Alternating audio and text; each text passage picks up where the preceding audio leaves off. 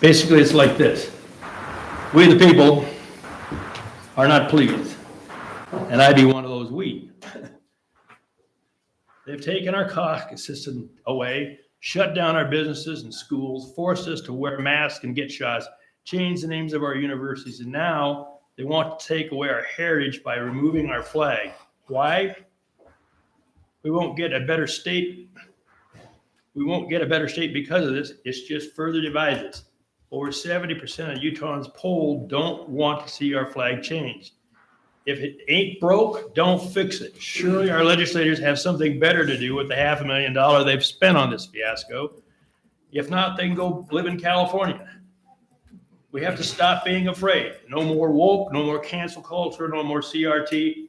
Leave our flag alone.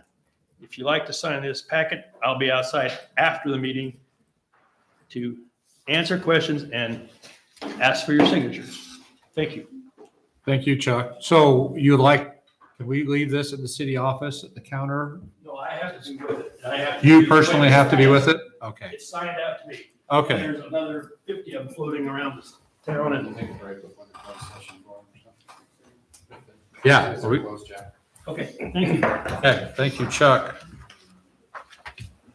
All right, so real quick before Afton gets going, what I've asked her to talk about is basically our finances. There's a lot of scares with banks going on. We have multiple bank accounts. We keep them, our Zion accounts, under the 250,000. We put the rest of our money in the state PTIF account.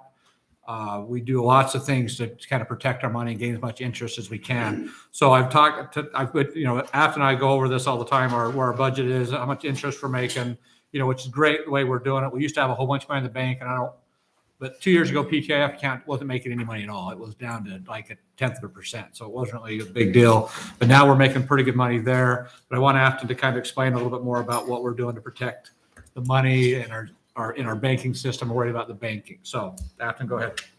Okay, so yeah, and I've talked with the different council members at different times about this. We review our budget regularly. When the mayor and I were talking, we meet at least once a week for the approving the agendas, going over finances, expenditures of the city.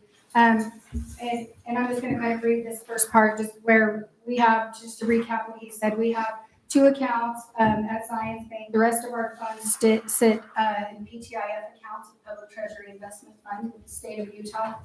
In those accounts, all of our money is insured. And then in addition to that, we have been earning a maximum possible amount of interest.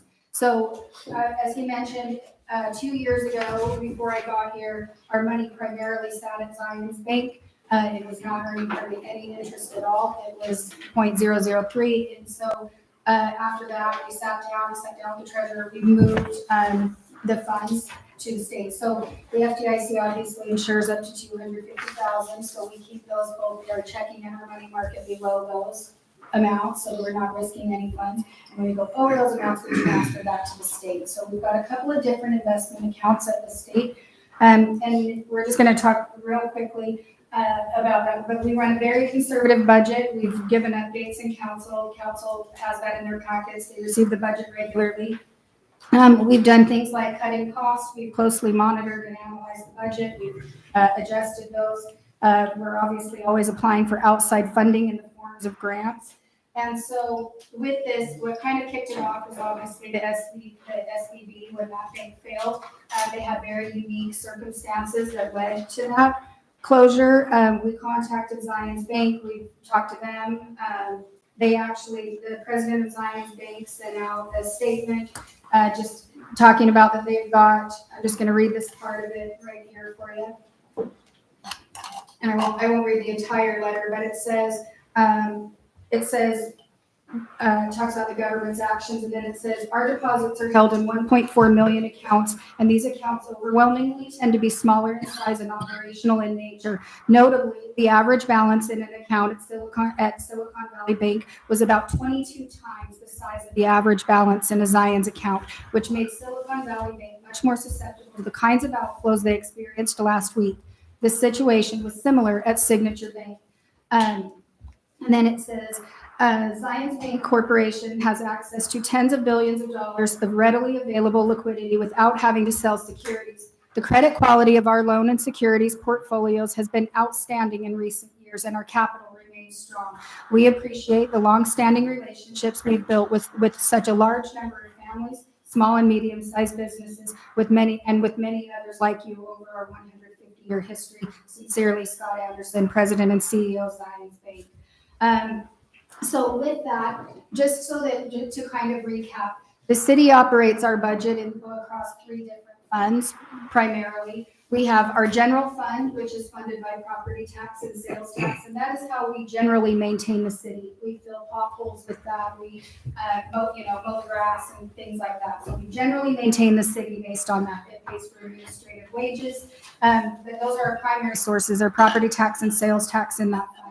A couple of other revenue sources, but the most comes from that. Outside of that, we have our capital facilities, and capital facilities are how we build new streets and roadways. It's how we build new parks, and it's how we build and install storm drains, and we have an impact fee for water. So the way that we build a new capital facilities is a couple of different ways. We get the revenue for that primarily through development and through building.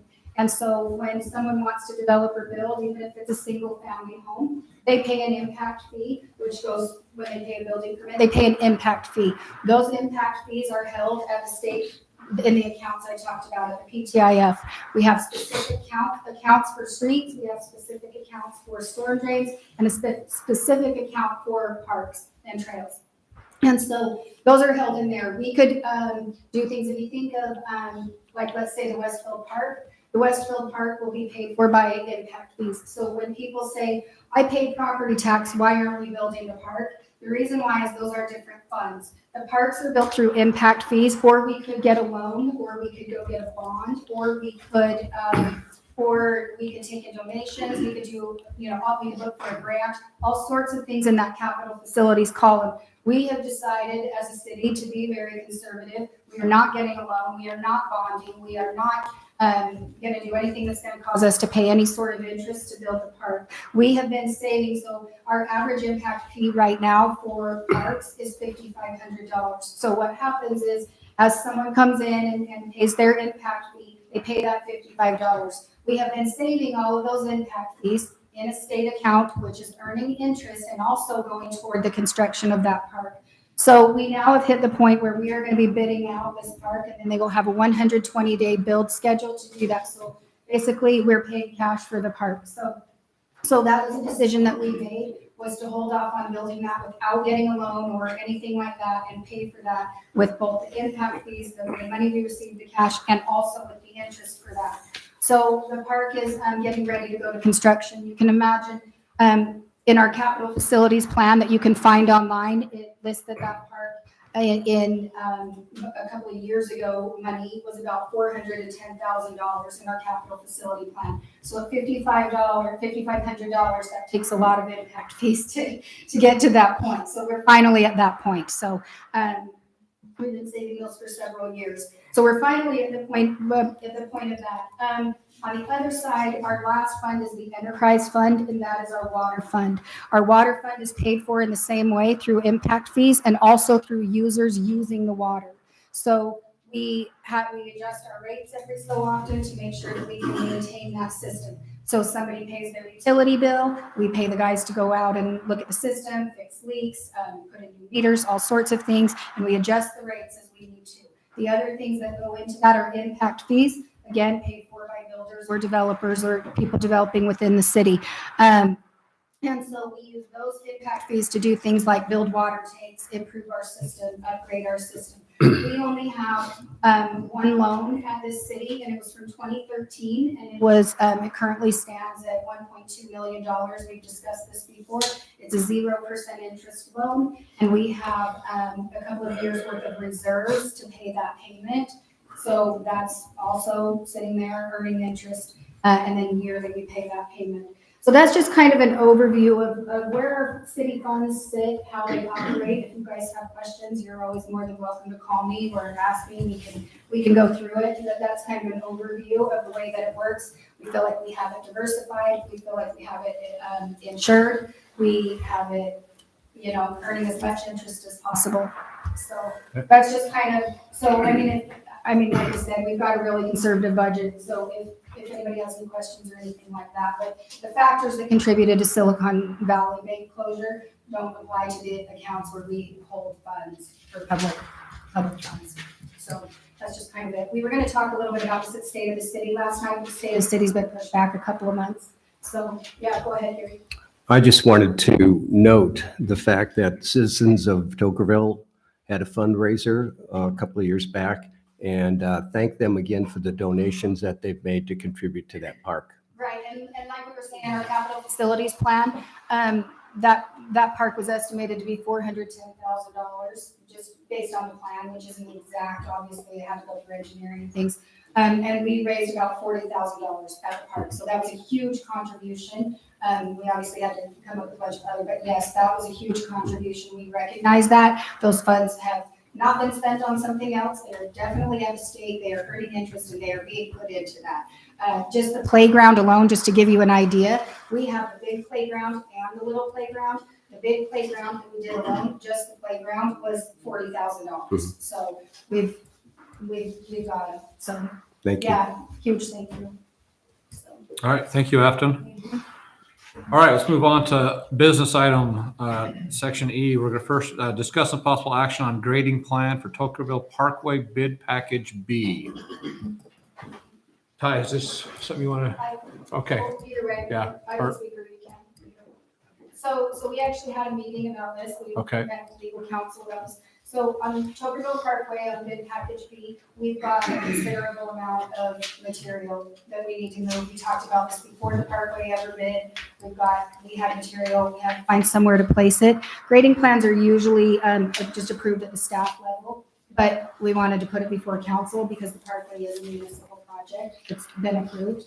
And so we went and met, Joey was there, I was there, Darren was there, and Firelight has agreed to accept that material, so we don't have to pay to truck it off, and they will worry about placing it. They will fill out a grading permit and do that, but we did want to it's a major update, so we wanted to just let you know that is the plan moving forward, so we don't have to pay to haul this off, find somewhere to place it, something to Right. do with it. The contractor budget something with that, or we cleared that with them?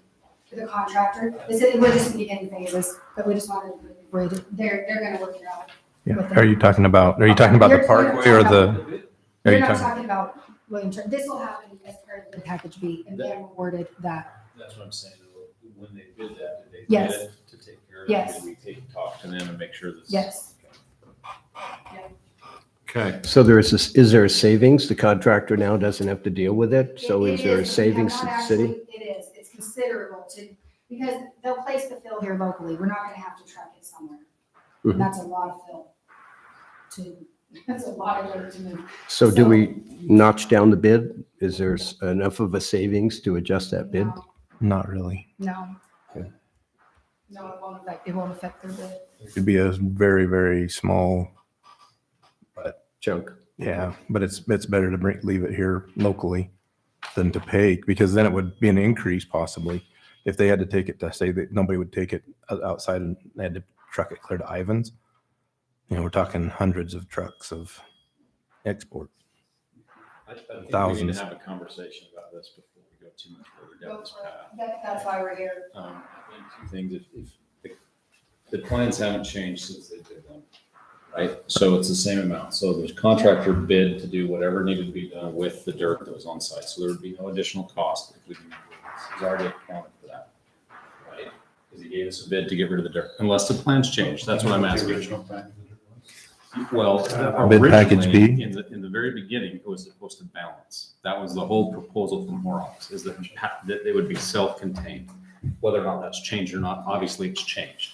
So what my point is the plans didn't change, so there should be no cost increase to the city unless the plans changed. Yes. Right. And if we're providing another option for it, that's why I asked, is I can't alter their bid, even though we're not under contract with them, I can't alter their bid without them being involved in that process. Correct. That's why we're here. So as long as we're okay with that, and this is a discussion about, let's talk about it, let's figure it out, but Yeah. I'm totally good with that. I just want to make sure we're not. Yeah, And we just received the today, so that's why you don't have it in front of you right now. Okay. I was just gonna say there was nothing in the folder for it, so I wasn't really sure what was on. Yeah, this is more discussion. Okay. So, I think I'm totally good with that. I think that the option to haul the material in large off-road trucks is way better. I get it, but I want to make sure that we So aren't. what the city council really needs to figure out after the meeting we had is that you guys know that you need to do a preliminary plan and or a commercial site plan to get a grading permit, right? So the only way that we can get rid of that dirt or they can receive that dirt in that place, if that's where it's going to be put, is they need approval from city council under section number 4, B4 of the grading permit. And that basically says the public facility projects, grading required to construction public facilities, including roadways, utility improvement approved by the city council. So since we can't get a commercial site plan approved in that amount of time. We Then the city can make a separate approval. They'll still follow all the grading requirements. Basically, we waive the fee for that, is my understanding. You might have to weigh in on that. We waive the fee. They follow the grading permit to the T after that. And we get our needs taken care of for it's about 150,000 yards of material. And it goes, what is that, a mile down the road in this? If that, I think it's a mile. The place that it's Mile, going yeah. is already scarred, it's rained, it's right. Again, I'm fine with the concept of it. I don't have an issue. I Yeah, just want to and- make sure we're not Right, tweaking stuff without having all the pieces. and this is like he said in the grading plan, we needed a path forward, and the path forward for that, this is a municipal project, so it has to be discussed by council. Yeah. That's what we're saying. Normally grading plans would run through staff, but this is a municipal project, so it has to go. And we don't have the grading plan yet. We or just just got it. barely got Just Today. got it. That's why you don't have it in your packets. So in 2 weeks, we can approve this. We're just discussing now, but in the time, we could talk to JP and make sure we're good, they're good with it. Yeah, absolutely. And- We just had this meeting this week. so Okay, we're perfect. all done. Perfect. Yeah. It's good to know about it. That- Yeah, then do we have, I don't know if I can even ask, do we have a date when we can award that, finish that? Okay. All right. So any other questions on item number 1? Yeah, we just discussed it. I don't know if we did action and we just did the discussion. We'll carry it over to, do we need a motion to table or? Oh, all right. Well, Second. we have a motion and a second to table. We got like the second already. Any questions? Any other that? All right, all in favor? all right. All right, we'll table this to the next meeting.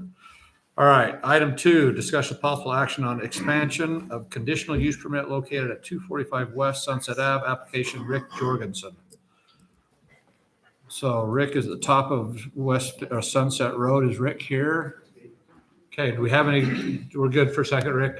Darren, what do we have on this? So what you have for you, basically, this was approved back quite a while ago as a conditional use permit. Back in the day with our nightly rentals, Right. it was a conditional use permit and not just a regular permit. So now what the applicant is here tonight for is basically he went in to put in or asked to install a garage there. You can see it's striped. Yes, that one. And essentially the conditional use permit says that any expansion thereof, staff determined that this was an expansion of the property, the way it sits, putting an additional building, that type of thing that it needed. And it does say in the application or in the conditional use permit that it must come back before city council for approval to be able to expand upon that conditional use application that was approved. And just so that you do know, there was that's not shown on that site map, is there, one of those, is that a man cave? It's a carport type of deal. They don't have footings. It doesn't have a foundation. It's been placed right there just to the east of that red square right behind Gubler's house, or that shed that Gubler has, So, if anybody's familiar with that. So Darren, the conditional use permit was issued for Zion New Bed and Breakfast LLC. correct. Are we expanding the bed and breakfast, or is he just adding? We figured that by expanding the additional buildings, things like that, any expansion thereof I was Because- just curious, is the bed and breakfast getting bigger or is he building a garage on his property? That's, Okay. Yeah, Rick, if you want to come up to the mic real quick. So the bottom red building now is the old garage, which is now the bed and breakfast. Correct. And then you're putting a garage next to it, the little white square. Yes. So you just you want a garage, okay. So, So they So we're- have plans for the garage. yeah, right, I just want placement. Yeah, the code just says that if there's a conditional use on Sure, just property has to and go any before. expansion happens, Yeah. it has to go to council. Yeah, So and that's why they're here. Or why it's here. Perfect, So it has to come to you guys. okay. Anybody have any questions? Any more questions on this? It's pretty simple. Yeah. I move to approve the expansion of the conditional use permit located at 245 West Sunset Avenue. I have a motion, I need a second. I'll second it. Any other discussions on this motion? All in favor? Aye. All right. Item number 3, discuss some possible action on interlocal agreement for Washington County Sheriff Patrol Service in Tokerville. So after, did we change it from last? I didn't, Oh. it's pretty much the same, right? yeah, it's the same as last. This is run through legal. He's had a chance to review it. He changed some things in there as far as our name, you can see right there. He's changed that. He went down. Basically our agreement is that we pay them $60,000 a year. I mean, this is in there. It's the same agreement we've had with them for years, just the amount is the same as it was last year. Nothing's changed. We went and met with them at the sheriff's and they said that from what they're seeing from call volume, they don't feel like we need to increase that at this point. They felt like that was an appropriate level of service. They're going to monitor that and see if that changes. They'll let us know, but the patrol services won't exceed that. And then if you want to scroll down, Daisy, because then on here, Heath, you had some feedback on this just as far as the signature line we had to just on there. On Yeah. the Utah Cooperative Interlocal Agreement Act requires the approval as to form by the city attorneys. So I just suggested that I needed to be added onto that as well. And then we just need to correct because they still have us down as the town of Tokerville, the city for probably about 13, 14 years now. Yeah. But yeah, other than that, it is almost identical to the one, the term on the last one is just expiring and we're doing it same term, same amount, same level of service. Everything is what we've done previously. I think with inflation, we're still getting a heck of a deal. Things didn't go Yeah. up. I would have thought. Yeah, when I talked to Nate, or sorry, Sheriff Brooksby, when he was over his office, I seriously thought it was going to go up a little bit, but I'm glad that they're going to stick with the original number, so. So how long is this term for? 3 years. It's for 3 years. And do we have an option to modify the number of hours that we have at any point in time? Just renegotiate the agreement? Okay. so while we're working through this, did we get the dog thing worked out? We have a meeting with the county attorney next Thursday. Yes. Thursday. Okay, so does there need to be any modifications to what the sheriff does in this? No. Nope, that's a separate agreement.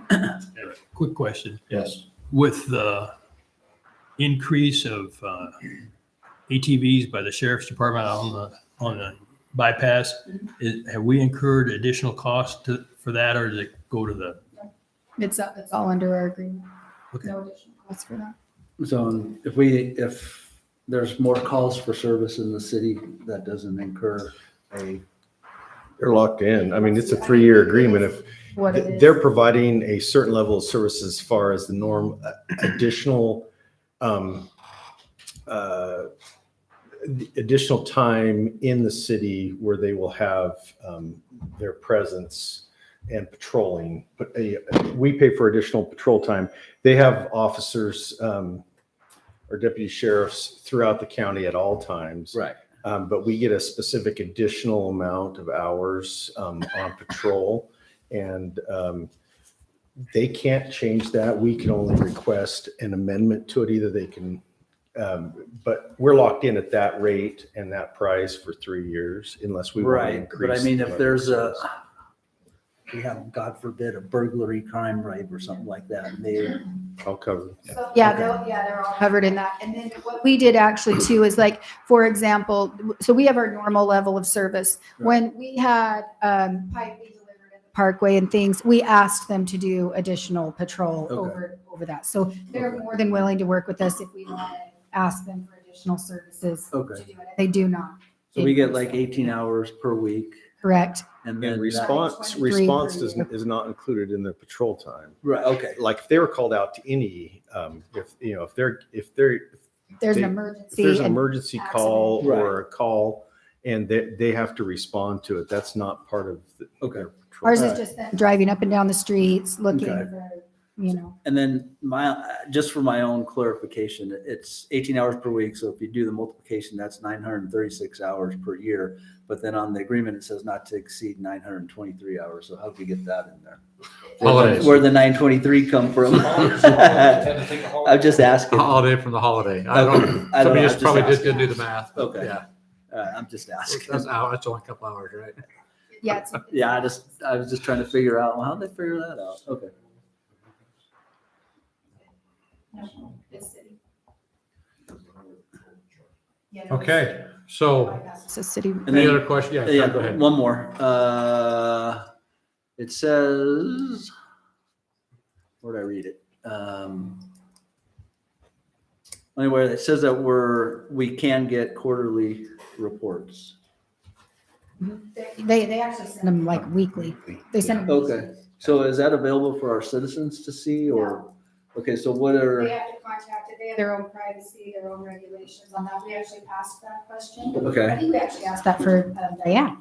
Yeah. I think we asked it for Diane. And they said, no, just refer them to us if they have questions on the report. so there's no way for our citizens to know what kind of enforcement or what kind of crime, if any, is going on in Tocqueville? Well, Afton, I don't know if you know this, but previously under the agreement, we have actually had the deputy sergeant come out on a quarterly basis and just give a review, allow council to ask any questions. What are you seeing a lot of? What's been Yeah, these types of things? And, occasionally, said they're if more- the mayor has chosen to allow okay, public to ask a question or something like that. And that might be a practice we may want to do because yes, they're sending us the reports with the numbers, but sometimes having someone physically there. Yeah, so is that something we can add? Yeah, just like how Ash Creek comes and gives us one, or Merlin comes from the fire district, and gives a report. Right, They're more than willing to send somebody to They'll give just us. do it on a quarterly basis. On They the won't come out.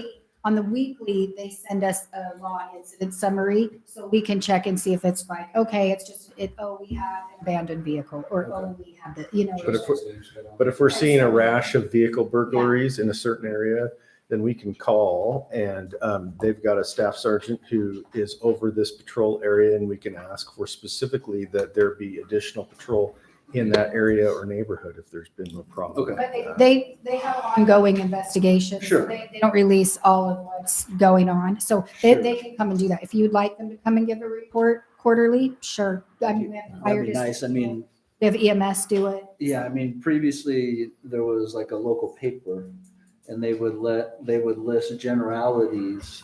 I'm not saying here, but they would list generalities of, hey, mailbox was broken into on X street. They don't give the actual address and things like that. And they give it's a weekly thing that would come out in the community newspaper. So, I mean, something that we can keep our citizens informed. So if the best we can do right now is have them show up quarterly, that'd be great.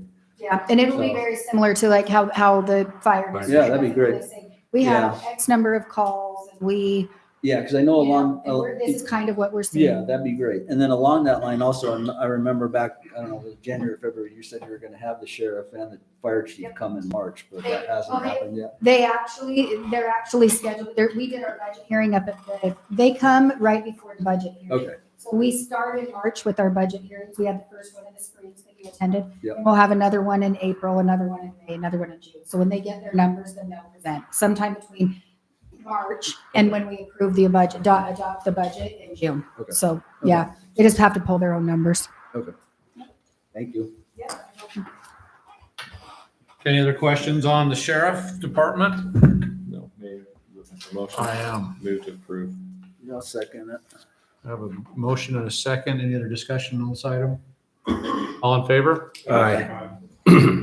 All right. Roll call out the mayor. Yeah. Oh, that is a roll call. We're The spending nature money, is 65,000. Chuck? Yes. Aye. Aye. Aye. All right, we still got the same point. Perfect. All right, item for discussion and action on nightly rental applications submitted by McKelly and Sarah Peart. This is in neighborhood commercial zone.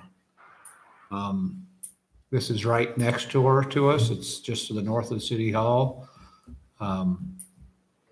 So we have some staff comments on this one, right, Darren? Oh, sorry, Riker. Just like what's included in your packet there, the application's complete as per the code. Parking's been verified on site. They submitted all the required documents and everything. Questions, guys? Is it one or two farms? It does not say in our code whether it's one or Yeah, our two. code does not specify doesn't. a minimum.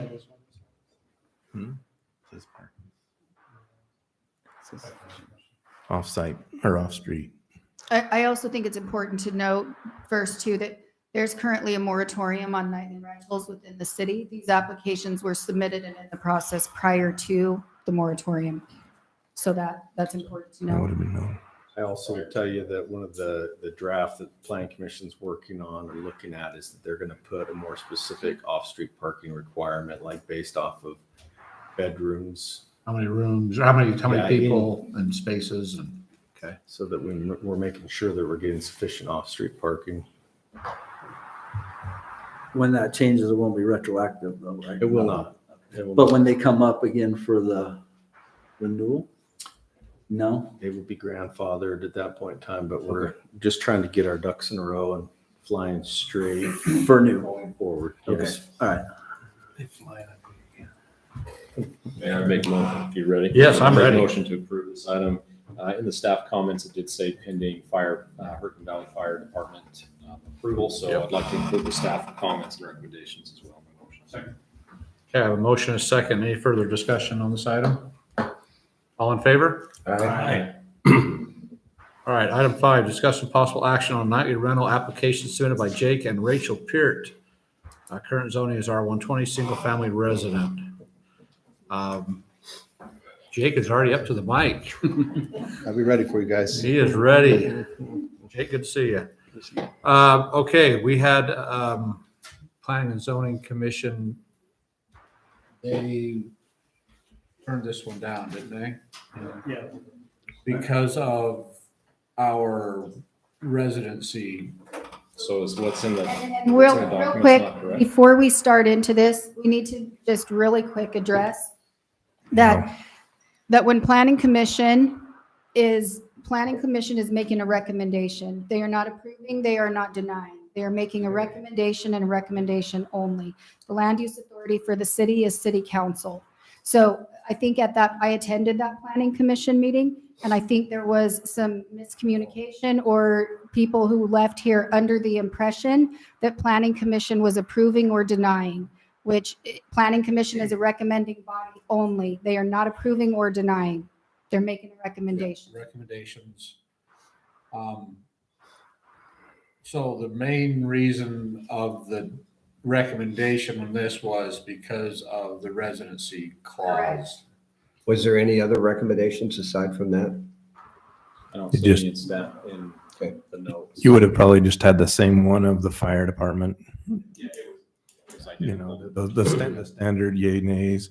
Other than that, no. Would it make sense to make it meet the current or the new code, Keith? I don't know if we've got a solid enough draft of that. And like subject to the new rules and requirements of the new code, since that would eliminate that requirement out of there. That is the proposal, and that's the proposal that I'm putting forward. I have some strong questions about whether the residency requirement We've talked about this runs being runs not, afoul of with the the equal protection Constitution. clause of the Yeah. Constitution. Then I'll just make sure that, so like if it was, a motion was made to approve it, you know, with, against the new code, there could be, and I don't know, I didn't do any research on it, but Yeah. there's gonna be new requirements in that new code, separation from other ones, and if it falls Could be inside some of new that, parking, yeah, off-street would be parking some new requirements and things like Might have that. to go back to a new review.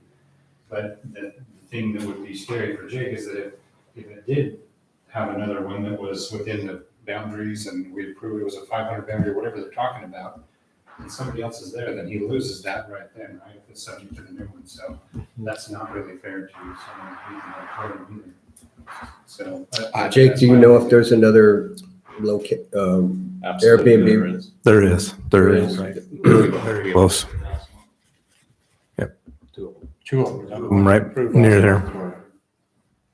I think, I don't know, for me, I read through this and we've already been, I maybe warned by city staff, legal, that this isn't, it's not gonna hold water anyways.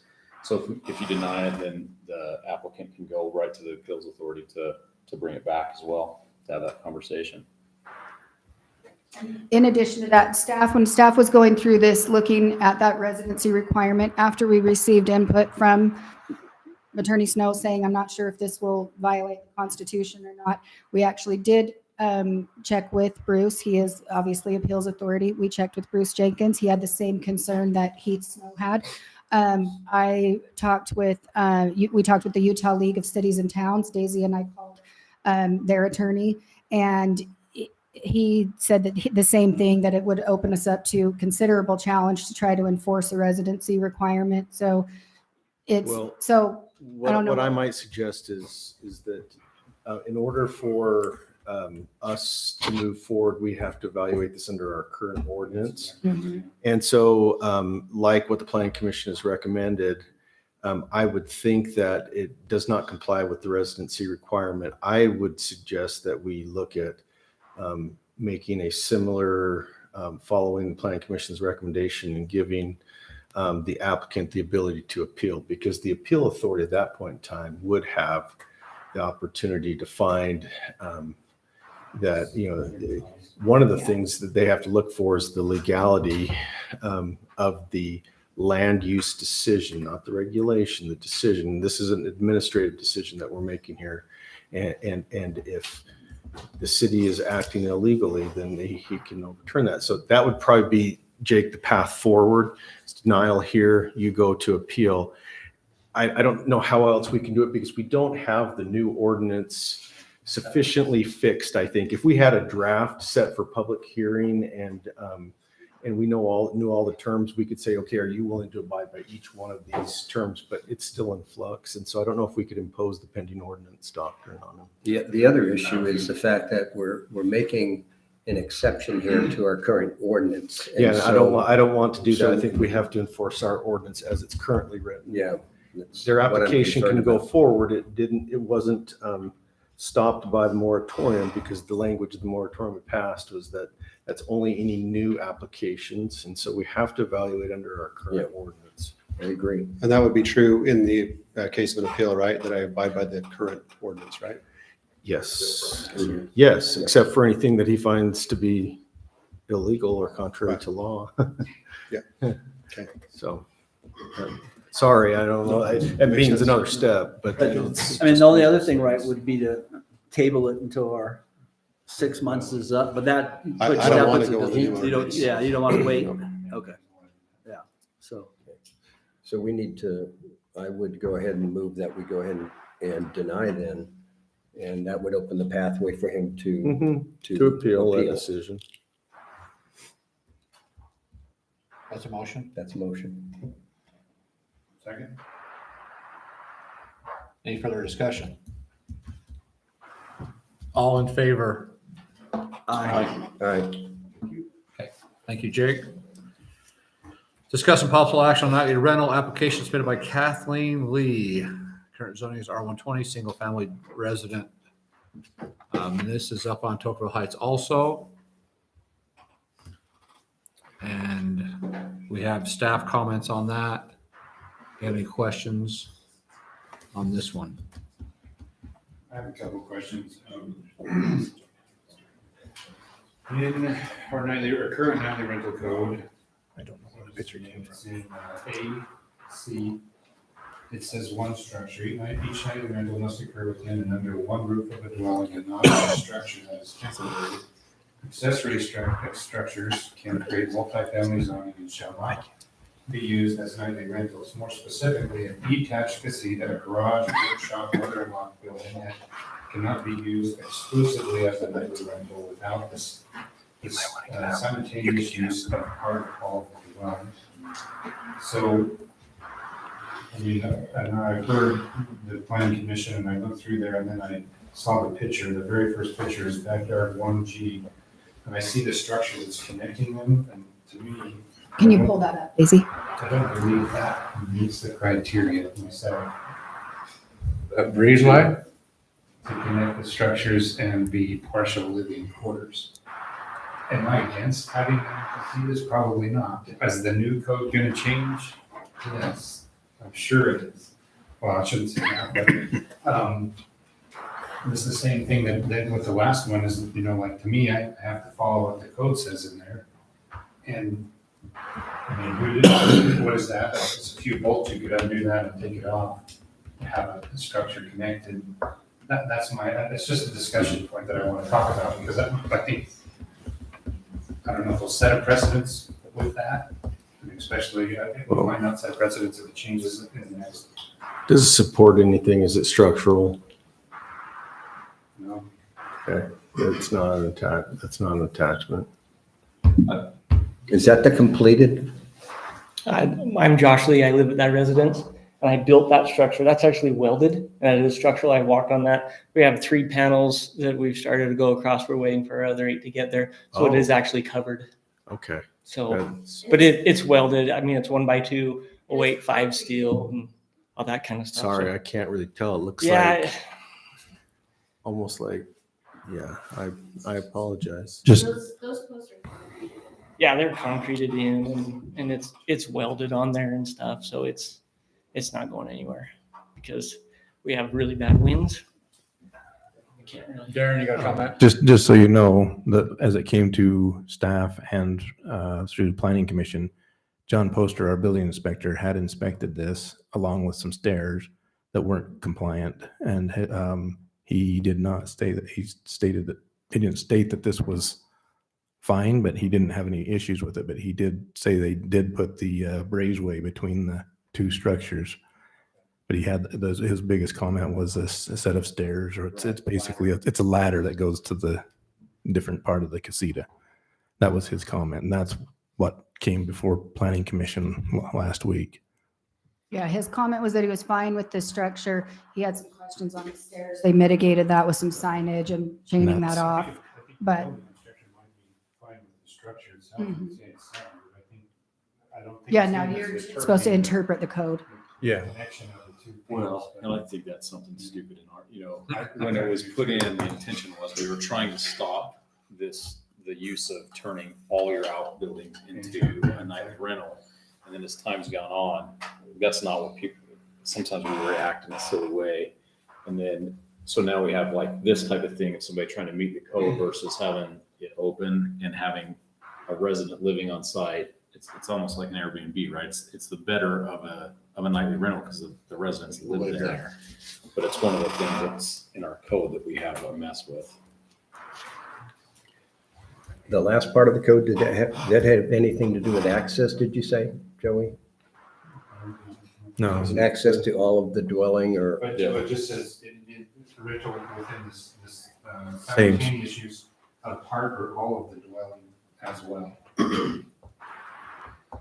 So the debate here is this a breezeway? Does it count as attached or is this unattached? That's basically what it comes down to. It meets all the other requirements. He's built this steel structure to attach them, concreted in. So do we consider this attached or not attached? And it looked like planning Well- commission's review of it, they came back in favor In favor. of it. They And then didn't have. I'd like to add, though, we didn't see this picture, so we weren't, You had we like were a drawing. under the impression that it was a permanent structure, tile, a roof kind of thing. Looks pretty permanent as far as welded concrete. And you're saying that you're putting a solid, it has some, Roofs. Yeah, it's the PBR roofing, like a metal Okay. roofing So panel. that roofing that you guys see that's on the in other corner. structure, That it continues. We continues on continued it. across it. Okay, and so we it have most of it covered, but provides shelter from the elements per Right, se, correct. direct rain or whatever. Yeah. To me, if it's structural and it provides shelter, then it is it's a connection. And structurally speaking too, I mean, I'm not the heaviest person out there, but I have walked on it, so. So it'll- I think he was talking to you, Joey. I don't know, I mean, you might want to spread your weight a little more than I do, but. I'm gonna count on the building inspector if he's gone out and looked at it and structurally hasn't red tagged it or, required you to get some additional engineering on it. If he feels like the way that the support posts are secured and the way that it's mounted and secured and welded, whatever, then we can't really second guess that. So if it's structural and it provides shelter at some variation level, then it is considered a connection. Yeah, that's gonna go away. So. So, and I'm under the impression that this has passed through John's inspection, Yeah, it has. correct? Mhm. So I know that this was denied in the past and they were basically, if we did this, will it work? And they did do that to make it work. So, and they spent time and money to do that in order to come back again for an approval. So just a side note. Okay, any other discussion? Anything else? Yeah, I'm looking for a motion. So, 1 second, I'm Kathleen Yeah, but- Lee, Hang Chaparral on. Drive. So, We might just be done here. We might approve it and you don't. well, that was the signage that we talked about. So Right, yeah, the I pictures sent you it had to- last time. I Yeah. sent it to John and Okay. he did approve it. And so I had That's for the ladder going up to the loft area. Yeah, Just to tell them chain it- Stay out. to Yeah. chain it off. Yeah, thank you. All right, I'm looking for a motion now. So moved. Is that approved or disapproved? Approve. Okay. Go so moved on. So check with stipulation to follow staff comments, right? Of course. Okay. What would we not? All right, I have a motion. Looking for a second. Second motion, Mayor. Any other discussion on this item? All in favor? Aye. All right. Okay, item 7, discuss the possible action on nightly rental application submitted by Trudy Bissell. Current zoning is Ag 1 Agriculture. I see Dwayne Trudy in the back. We'll jump real quick into this. I think the only problem with this one, it's the same as Jake Lee. The residency is in question. They have a home in northern Utah. They're here about 50% of the time. So our debate here is whether they're here enough to be considered residential or are they not here enough? So that's That is basically the question on this one. Same, that's basically the same issue. Same thing with Jake, except these guys are, but that they're not, they're current resident, but they're here. They're not a resident, but then they're here 50% of the time. And in the code, it talks about a 14-day. 14 days a month. Yeah, Right. So, they're gone longer than that. right. And the planning commission denied it or voted against it because of the residency. Same type of thing. Yes. So, this is, anyways, so this, it's a little bit different. I think it's a little bit different than Jake's because, Jake's was just an empty home and, as a nightly rental, this one is lived in 50% of the month. They're here. So, and I can attest that I'm neighbors to them back to back. So I see them all the time. So that's the question. Are they here enough or are they not here enough? So. So what does our attorney say? I want to pull up the exact language on 1017.3.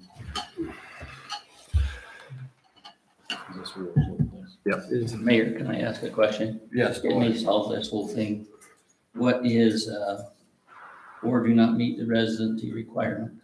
Yeah. Is that what we're trying to? That's what we're trying to figure out now. That's what Heath is looking up. The code actually talks about 14 days. We don't have an express definition of what a resident is in our general definitions, but right in the body of the nightly rental section, 1017.3, it says nightly rental owners, then in parentheses, residents that are absent from Tokerville for periods of times exceeding 14 days every calendar month, during which nightly rentals are available for occupancy and or do not meet the residency requirement of the city shall be subject to revocation of their nightly permit and or denied renewal or issuance of the permit.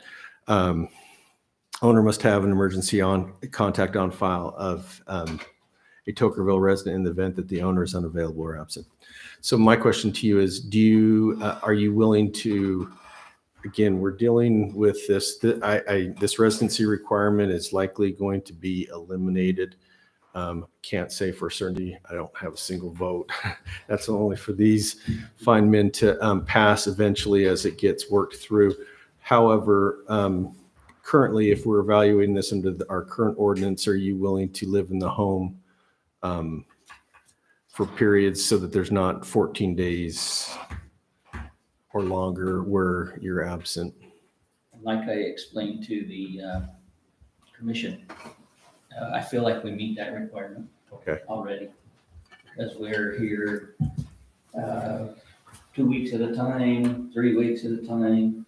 Okay. We're gone a week. We're here a lot of the weekends for sure, not 2 night weekends. And so when we really look at evaluate the time, I feel like we meet that 50% of the time, which it isn't quite 50 at 14 days. Yeah. But,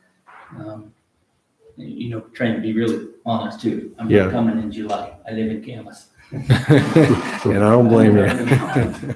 So that time period might be kind of exempt or something, but I just want to be transparent and open. So I would say if the applicant has made the representation that they can comply with it and are willing to comply with it, then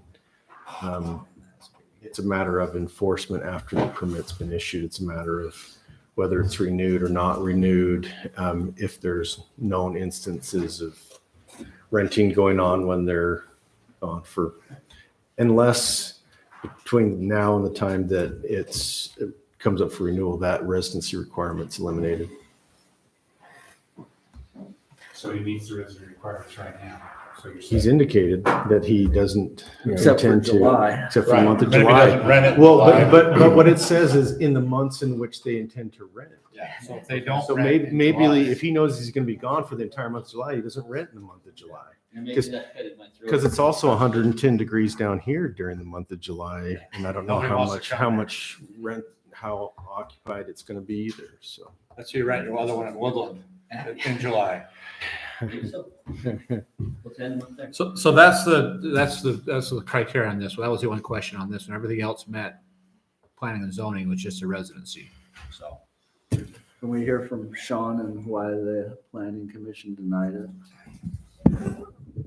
Pretty much the same thing. I think it was a gray area. We kind of wanted to hear from Heath what his interpretation of residency, that kind of thing. He did make the comment that his federal tax, he shows Camas as being his primary residence. So we were kind of trying to figure out, is he primary resident? And we did ask him the question, are you here 14 days of the month and those kind of things? And we didn't really get a, yes, I am, no, I'm not.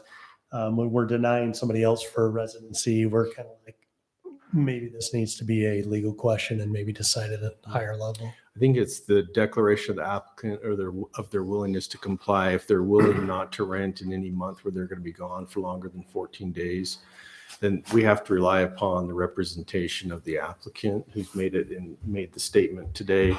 I don't know residency requirements for property tax purposes. There is some variation on how that works throughout the state. And so I don't know what he can declare there and what he can declare in Washington County as a primary. I know in the same state, you can't declare 2 primary residences for exceptions, but the requirements to be considered, considering a place of primary residence may be different in the county where his other residence is. So I would say we have to look at this based on his representation. If he's willing to comply and not rent in any month where he's going to be absent for longer than 14 days, then we should give the permit. And if there's a problem with it and that requirement still exists when it comes up for renewal, then we need to non-renew. I mean, there is an option where you could take a chance and wait for the new ordinance to come through. Then you have more flexibility, but I don't know if there might be anything in that new ordinance that might be restrictive, so it would be kind of a bit of a gamble. And I think that my only fear in taking that chance is that they've stated that there's 36 permits, and if they pass the ordinance that it's 5%, they're 3. Do I Oh, I get see. kicked down the road? Yeah. Do I get But kicked down the Okay, road? so you because have of an that? insight on what might be happening and Well, what yeah. might be coming. I've Okay. attended Yeah. those meetings All right, also. I understand that. So, It wouldn't be, or would it, or wouldn't be appropriate to put him in the same as we did Jake and deny it and have him go Well, to the the appeal attorneys- board that way? Well, the attorney's basically saying he needs to. He already- Yeah, okay. I mean, I don't think Jake could stand here straight faced in front of you and say, I'm living. No, in this I'm house." just saying It that. seems to me yeah, like it's if a we- different. If we're concerned with the residency and doing it as we did Jake and have him appeal it in that direction. Jake's, the difference is that Jake's is a vacant home. Well, no, I understand the difference. I understand the difference. But the I question. don't think of- that I guess what I'm saying is I don't think that it needs to be because Okay. the applicant is stating before Okay, the council that they will comply with Okay. our current residency requirement of renting only in months when they're going to be not absent longer than 14. Okay. days. All right. I just wanted to clarify if we did it with how we did Jake. You ready for a motion? Okay. I am. I move that we go ahead and approve this business item E7, along with the comments by the JUC and the planning staff. All right, I have a motion, a second. Any more discussion on this item? All in favor? Aye. All right, Thank motion carries. Item number E8, discuss the possible action on zone change application submitted by Bot Litchfield. There's a whole bunch of tax ID numbers. We got 1, 2, 3, 4, 5, 6, 7, 8 parcels wanting to go from single-family R120 zoning to MU20 zone. I know this planning commission gave a recommendation for approval if this zone application met the R120 zone conditions. MU20 zone conditions. So I think that the obviously MU20, it's very clear that the minimum size requirement 20 for acres, parcels is right. 20 acres. So there would need to be, some zone I would change. strongly recommend that there be a condition if the council's intent is to approve this, that there be a condition that it is effective upon consolidation such that each parcel that is subject to the zone change is consolidated into a parcel or parcels that are at least 20 acres. 20 And that's acres what in the size.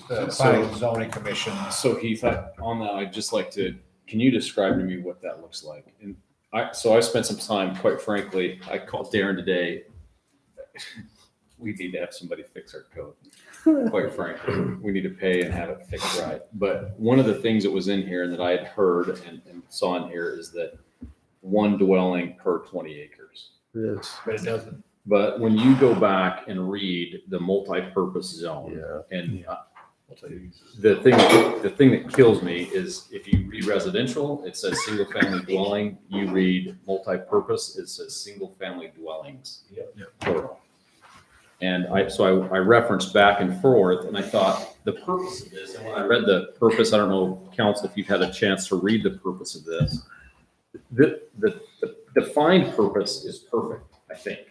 But then you get into what's conditional, and it's like we got two things that aren't talking together. So I'll read through this. It says a multiple use district is established in areas of mountain, hillside, canyon, desert, and other open and generally undeveloped lands where human habitation should be limited in order to protect the indigenous natural beauty of those areas and protect open space resources and reduce unreasonable requirements for public utility and service extensions and expenditures through unnecessary that's like the longest run-on sentence in the world. Dispersal and scattering of population. To encourage the use of land where appropriate for grazing, agricultural, wildlife, habitat, and recreation, and to minimize water pollution, soil erosion, danger from brushland fires, damage to watershed, and damage to grazing and livestock habitat, and to wildlife habitat and values, and to promote health, convenience, order, prosperity, and general welfare of the inhabitants of the city. So like that definition's perfect. And then you read, at least I feel it's perfect. So then you go down, you read permitted uses, and it's accessory buildings and uses customarily incidental to agricultural and grazing. Agricultural uses, home occupation, livestock grazing, single-family dwellings, public and quasi-public uses for essential public services, and public utility uses. And so as I read through that, I can completely see a point where you'd have like a main home, and then you could have some staff that had another dwelling. And the S is, unfortunately, because it's in there, single-family dwellings, it made me go back and look at residential, which was very specifically dwelling. So I think we need to fix whatever that is. Well, yeah, I think referring to single-family dwellings in the plural, I think that's regulated by the more specific in the physical restrictions, and where we can only have one dwelling per single family. Let's see right here. Building separation, maximum height. So it's, I mean, minimum lot area, 20 acres, and then it says minimum setbacks established by conditional use permit, single-family dwelling, setbacks expectations. Yeah, it could be more clear. It So, definitely, and that's just the beginning of I've my always- problem with yes. this, with MU20, because if you go down and read in conditional uses, it like, it doesn't support what the initial purpose of the Contradicts. zone is. Yeah. I mean, some of them do, like some of them I can go through and say, okay, that fits, but other ones don't. So anyways, as I read through that, I just wanted to know how that would apply to the recommendations and restrictions that was put on by planning commission. Yeah. Because I was like this, and I felt like if I read that here and I flipped right over to residential, like R110 or R120, and it says, or R112, sorry, and it says dwellings through the whole thing. Okay, I understand what the point of this is, but it didn't. I did the same thing. I came to the same conclusion, dwellings. So anyways, Heath, what's, And we also have Dean Haymore's under that same zone. He has multiple dwellings on his property. And Ray Bentz technically would have 2 on his as well. yeah, and I don't, and I don't really, that was my point. Like, as I looked at what was down there and available in any point, I could see a purpose for it. But then as I went through, I'm like, well, what were we actually trying to do?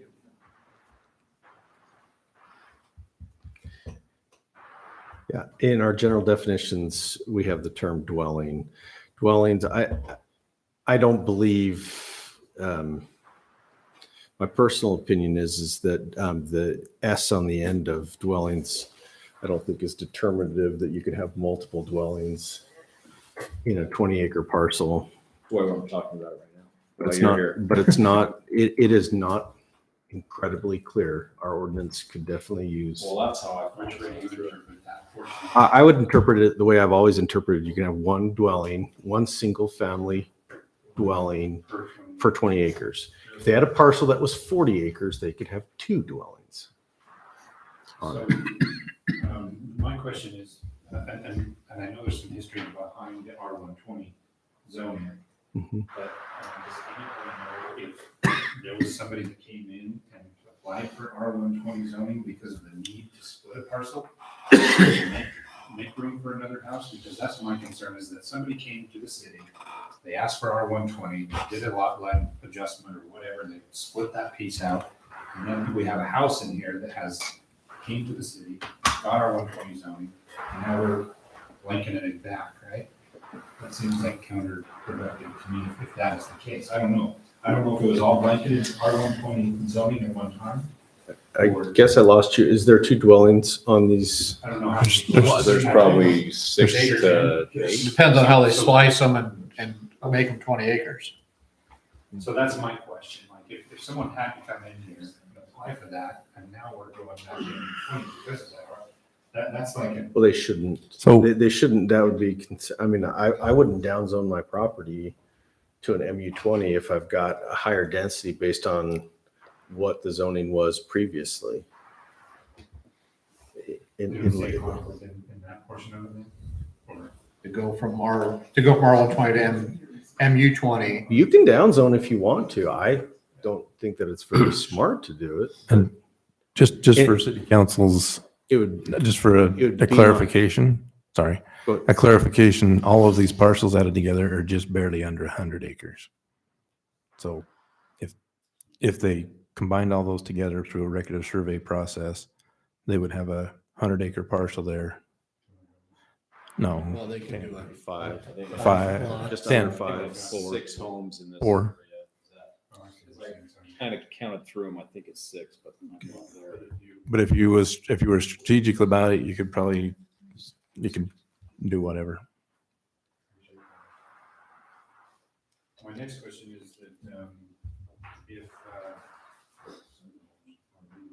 is the applicant willing to be subject if we remove some of the conditional uses, especially the third, let's say the fourth one?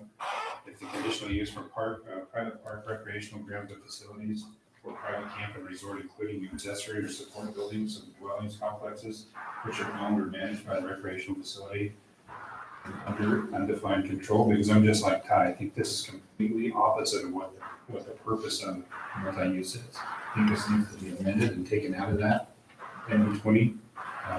So I guess my question to you, Jake, is. No, it wouldn't. No? No. Okay. Wait, let me clarify. It wouldn't bother you if that was taken? No, it would bother us. We would not allow that. So the question is, they rearrange it, make 20-acre parcels, and then the number of homes on each parcel. That's our discussion. So there's eight. That's what, So now there's 8 structures? No, there's not 8 structures. You've got the home on T-168J. You've got 2 homes on T-150A-2-B1-1.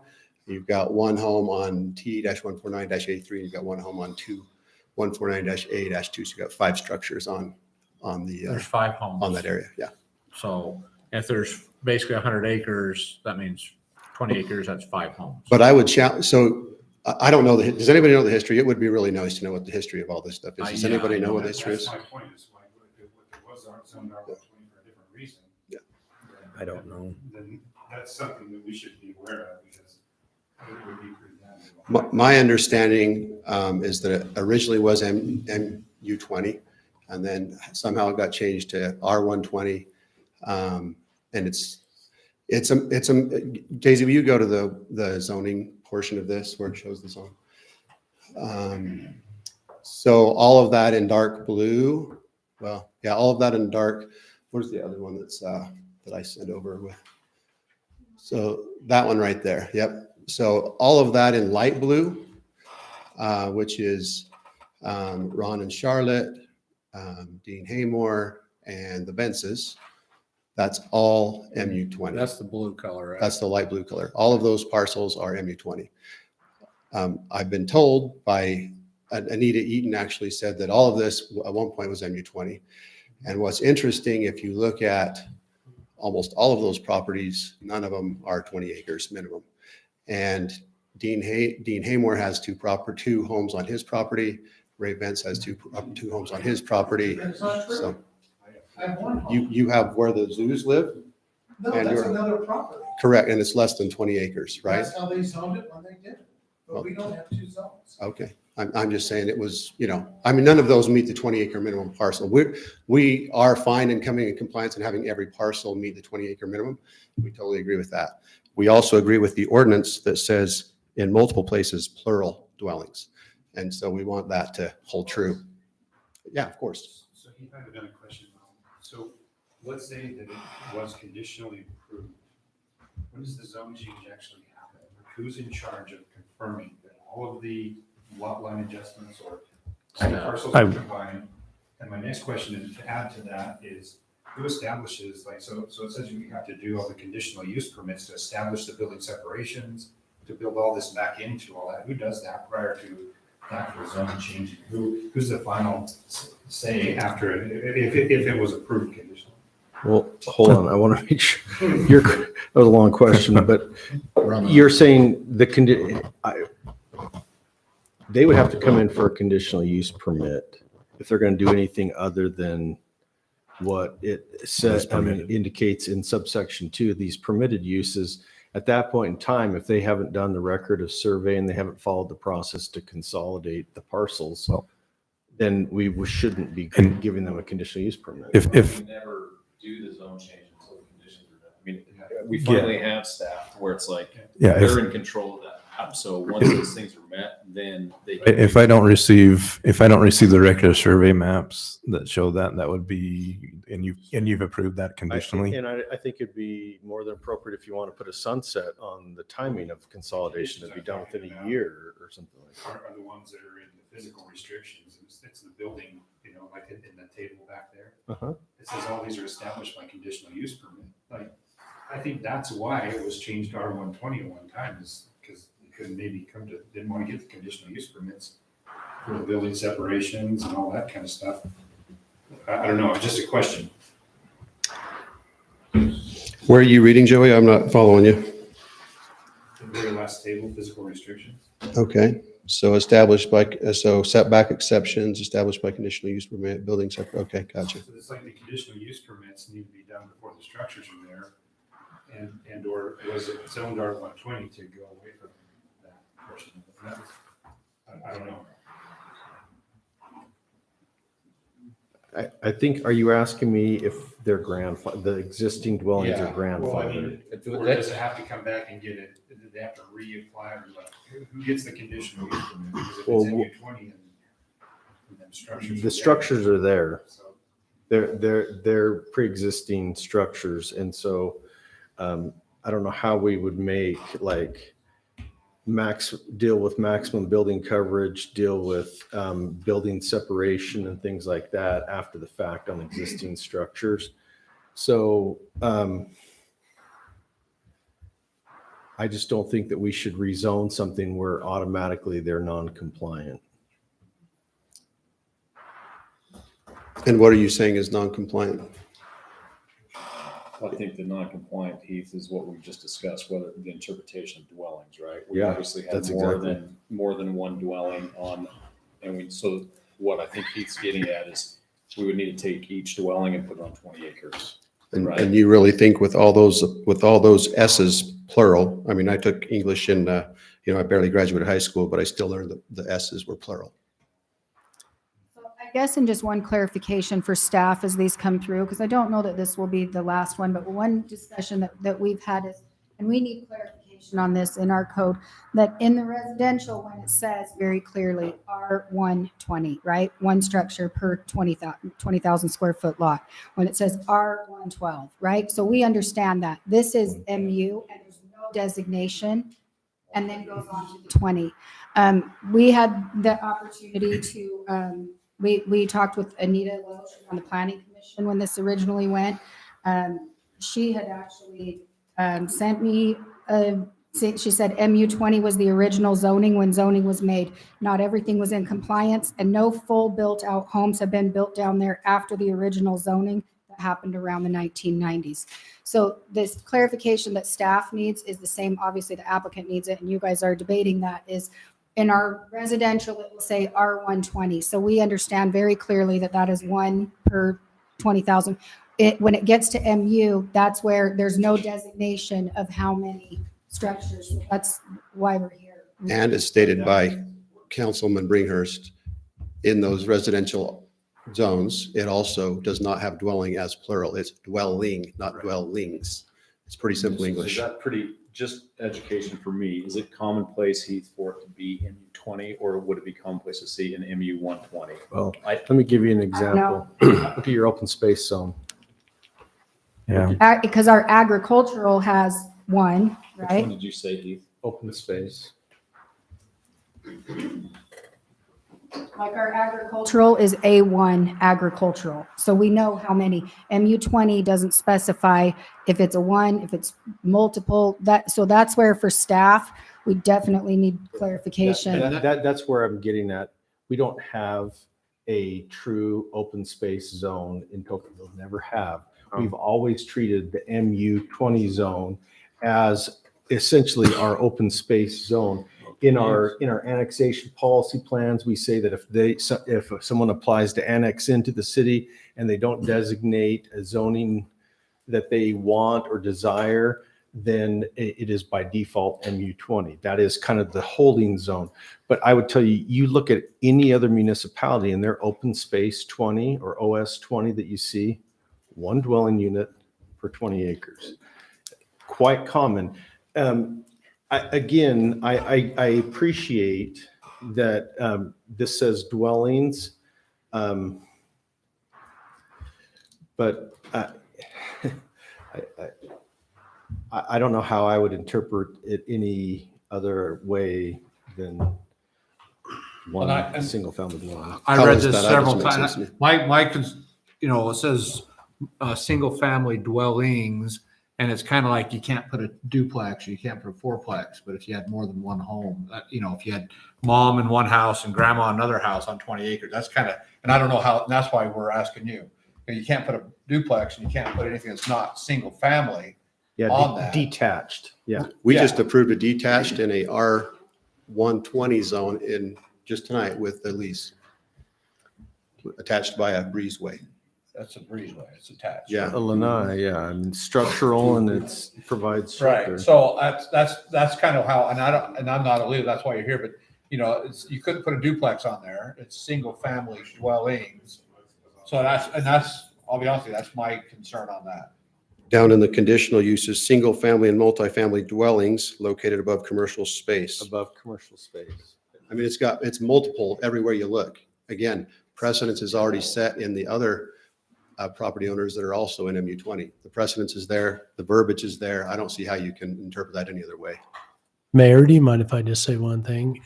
When he brought it to planning commission, this discussion was brought up and how many homes you have, that kind of thing. And he did say that he would be willing to take out homes to meet the requirements.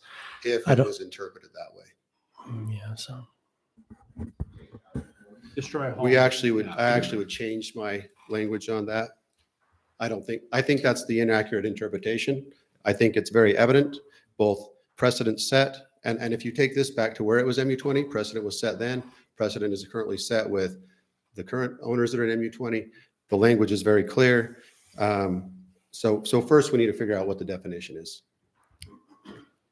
Can I say something real quick? In our R120 zone, it also references single unit dwellings.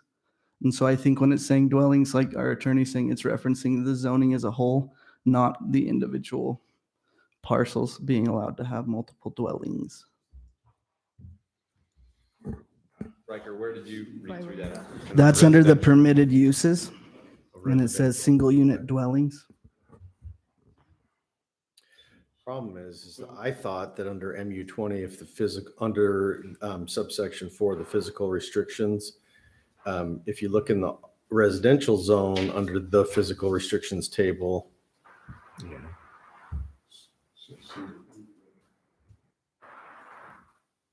it'll say secondary structure, physical restrictions. I thought that was in our table there. Let me find it. Well, I guess it's Well, not. I mean, because you keep going back to the open space portion of it too. And with Ty, when I read this, the purpose is, it reads great, it's open space, it is, but then when you get into conditional uses, it doesn't say, it doesn't flow at all with open space and it basically promotes building and using it as a resort. So, my big thing is if I think this needs to be changed. I mean, it needs to be amended to meet the purpose and have some of that done. And then, to me, if the applicant's not willing to not use some of the conditional uses, then I just think this ordinance, we've never had to come backwards in an MU20, so I don't think this has ever come up. I don't know, I don't think everybody really realized there's a hole in that portion of it. Yeah. So, that's my concern on there. And then also is, why did it get zoned R120 to start with? I don't know. I don't have any institutional knowledge. Mayor, you have a hand in the back of. I know, but it's not a public hearing. Yeah. It's- Yep, that's why I asked you. it's- Land originally prior to 1990 It's was Mark, zoned- Mark, Mark, was open range Mark. agriculture, it was good. is all I'm saying. Rick Marshall ran his cattle down there for years, decades. So that makes the point for Jake. It was MU20 for years. No, open range, There's never been an open range zone work. open range and. Okay, we're good. So that's where we're at, guys. We're down to, he makes 20-acre parcels out of them.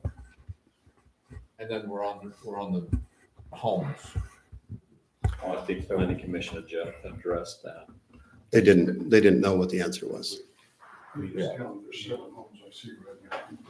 not 7 homes, Steve. So the point Riker was making is residentials are also pluralized on R120.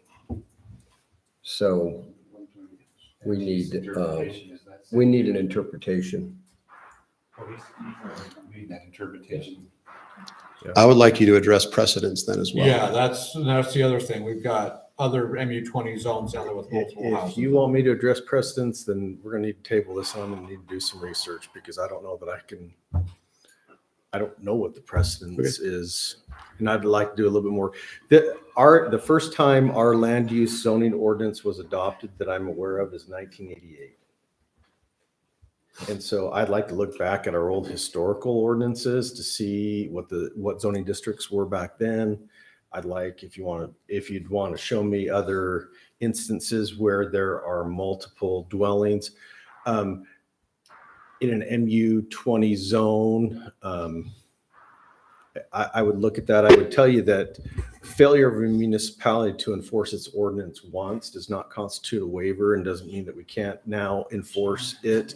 If a prior administration made a mistake and allowed 2 building permits to be issued on one 20-acre parcel, bad on them. Doesn't necessarily mean bad on us that we don't allow it now. But to me, to look at precedent set and what was the intent and purpose of the MU20 zone, I'd have to just do a lot more research on it because it predates me by a couple decades. If it is turned into a 100-acre parcel and an MU20, does that limit or restrict them to one dwelling on that entire zone or one dwelling per every 20 acres? Per 20 acres, okay. Per 20 acres as a whole or per parcel? As long as the parcels are 20 acres, one single family dwelling on the parcel. But what I'm asking is, can we do 100-acre. 100-acre parcel and have 5 Yes. homes on it without dividing up the parcel? Okay. So, and just, if they did a 100-acre parcel, they could come in for a MPDO, couldn't they? I think so.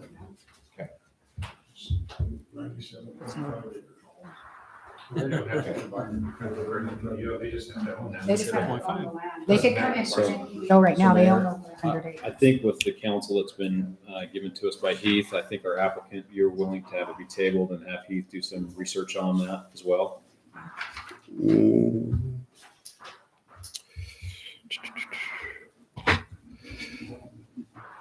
How far does that push us out?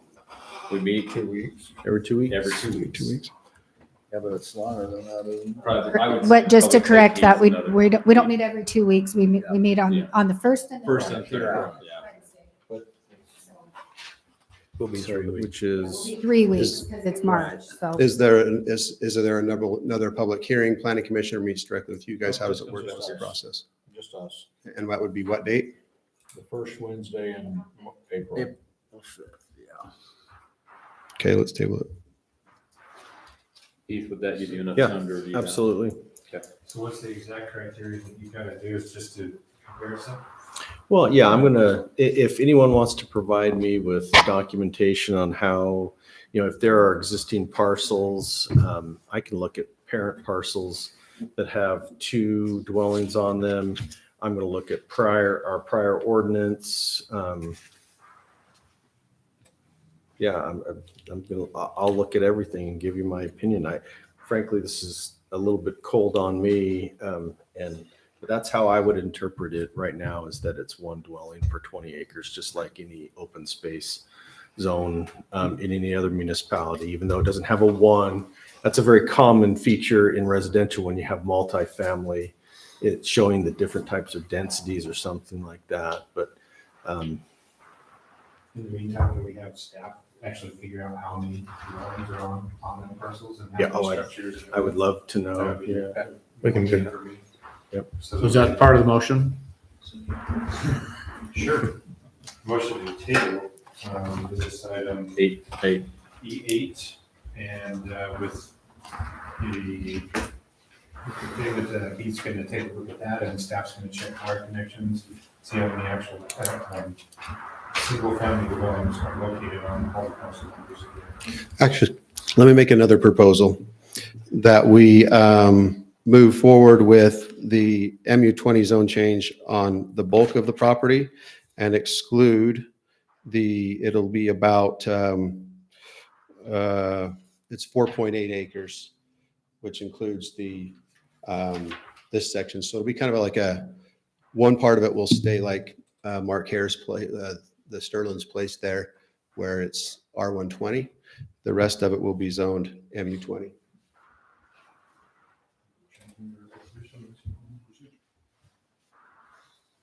So as a city council, can we do less than the original application Or or? is it parcel, you can identify by the parcel number. Right. It's identified by parcel number and the applicant stipulates to the reduction. I don't know if I can understand which part are you It's, talking? Daisy, will you go down to the, right there. So it's 149A-3 and 150A-2-B.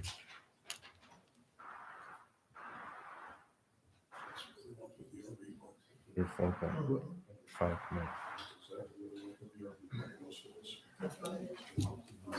Okay, so. We're not here for an RV park. You want to take 4.8 acres out of the application, is that what it is? Yeah, and it's actually, if you take both of those parcels, it'll be more than 4.8 acres, but if you need to go by parcel, it is T-15A-. Well, and that's. No, No. it's not. It's not a new application. It's just a are you doing that, Jake, because how many homes are on those parcels? There are two, so a T-150-A-2-B has two homes. Right, Dean? T-149-A-3 has one home. So those two parcels out. So Jake, just because I'm looking at Google Maps, those parcels, which homes are on? It's those? So the main home down where it's. Where the gym is? Yes, where the gym is. And so there's two homes on that. And then it's where Rob used to So live. how many would that leave, how many dwellings would that leave on the remaining, what would be the remaining acreage? and What would be the remaining number of dwellings?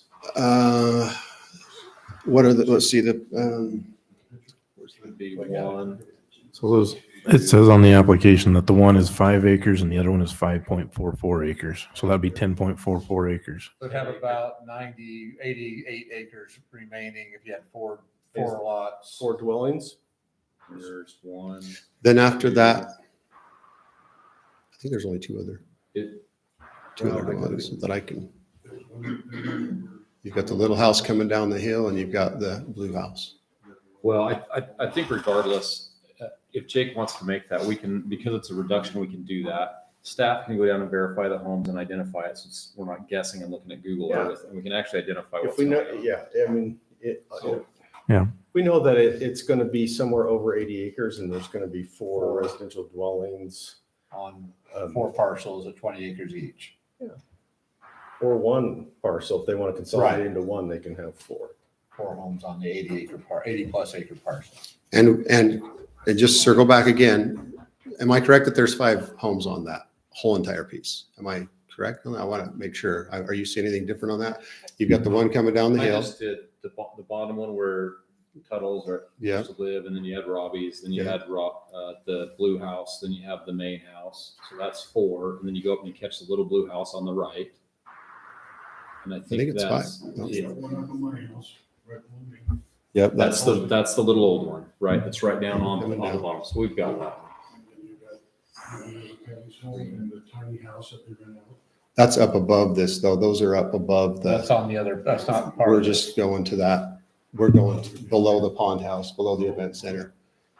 So Mayor, you have a motion. So actually, I want to, so if we only have 5 on there and we can do 5 homes for 5 homes, if there's no problem in keeping the homes the way that they are and having 1 parcel, then I want to keep it as the whole piece.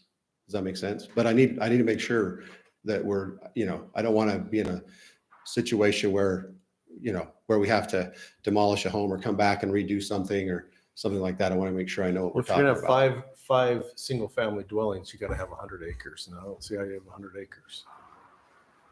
We have 98 point something, so we have to get a little bit more land. Okay. Let's table it. Okay. Joey, you want to finish your motion? I was done. Yeah. I thought I was done. Did you get it, I David? still want staff to verify. I would second Joey's motion. Can we hear Joey's motion again? I don't think he can do it. My motion was to table while it gives time for Heath to do the research on the stuff that he wants to and for the city staff to do the. Okay. We have a motion, a second. Any other discussion on this item? So Mayor, I just want to stop right there, just Okay. because you added something there. It can't be based off connections. It needs to be based off rooftops. What Yeah, rooftop- residential, so Yeah. Yeah, that's fine. Okay. I'll amend my motion. Okay.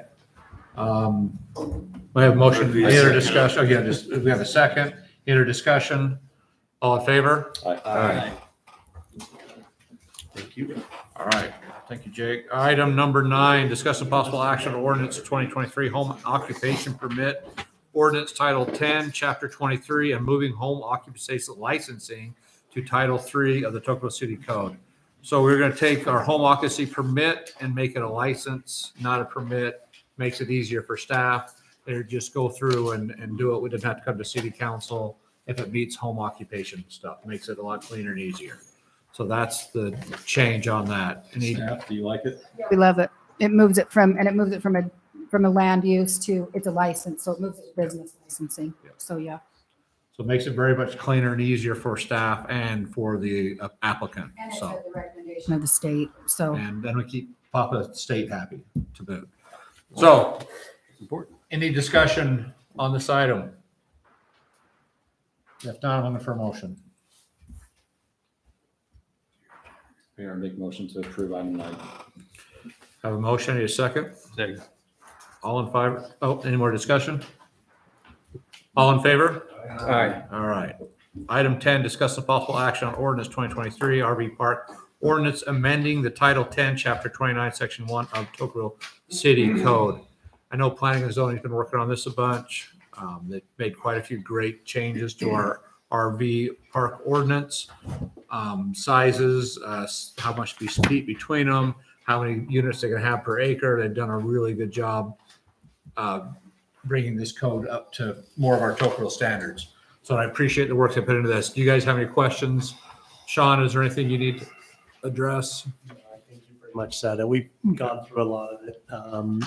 It's more of a resort style as versus a park. Stack them deep. This is more open area and More open. I know, Joe, you've looked at it quite a bit. Do you got any questions on? I'll tell you when it started. I was in planning when it started. Right. They've done an awesome job. Okay. Any concerns? I had a couple of questions, and then again, I appreciate all the job that everybody's done on it. I'm just concerned with the 1029.3, which D and K, which talks about the pads being concrete or gravel. So I was just concerned with having the concrete pads a choice of gravel.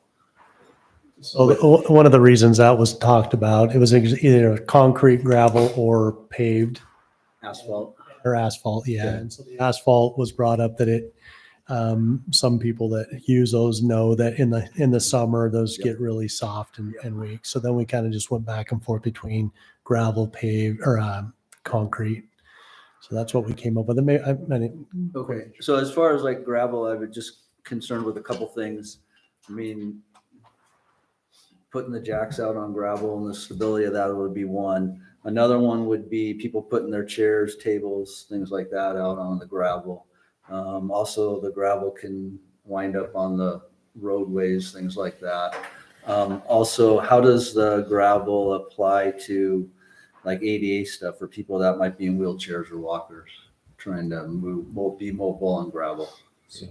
Darren, go ahead. So ADA compliancy is required. There is a special, they will be required to put concrete. They'll have 2% slope. Certain number of pads, okay. Just like like a hotel. Okay. You have a certain number of very primitive campgrounds before, and they still have Right. ADA accessible Okay. camping. And they don't, actually, some of them do not have to be like a concrete pavement. They just have a certain slope on them, an all-weather surface, obviously. How about we're trying to make it a resort with gravel? We don't call it a resort. Well, and the gravel is just for the parking spot, not the whole. No, thing. I understand. Okay. I understand. It is not, it is definitely not a resort. It's Or basically, RV. it's an RV ordinance. Okay. And it is styled after, as Sean was saying, it's styled after resort because Okay. we require certain amenities be accompanied in these RV parks or RV. Okay. All right, you guys are comfortable with gravel for the space? I don't want to put Yes, my tent no, up maybe. concrete. Huh? I don't want to put my tent up. Well, no, I understand a tent, but we're talking two different things because they delineate what the tent requirements Well, are. Yeah, no, I know. and if you go, we've done a lot of research as we went around to the parks around here. Wayne, I believe he's here. He's actually does those. He did a lot of, at the initial study of this, he did a lot of research from sizing to material underneath, to where your pop outs are, to luxury coaches, to the mom and pop showing up in their 1960s trailer. Yes, reimbursement for $7,000 for RV spaces. So Didn't get it, did you? on the cabins, it says be a minimum of 150 square feet, no more than 400 square feet, no more than 10% of the total sites in the RV resort may be cabin sites. So those total sites are RV sites and the cabin sites, 10% of that total. Just the RV Cabins. site. Okay, so whatever total of RV sites there are, that's how many. 10%. 10. Yeah. Okay. That's the way our current code is written right now. But it's a different percentage. Yeah, we did come down, we did some studying on that to establish that number. Basically fit in the RV spots, total number you can fit under that acreage. And that's defined by the spot, the size. The size and the space and Well, I the- know we went right down and defined how big the cabin site is. Oh, so yeah. we were, yeah. Yeah, this is well done. And we didn't want any trailer or HUD homes, or not HUD homes, what do they call Park those? models, Park or- models, as being considered those as the cabins. Square footage.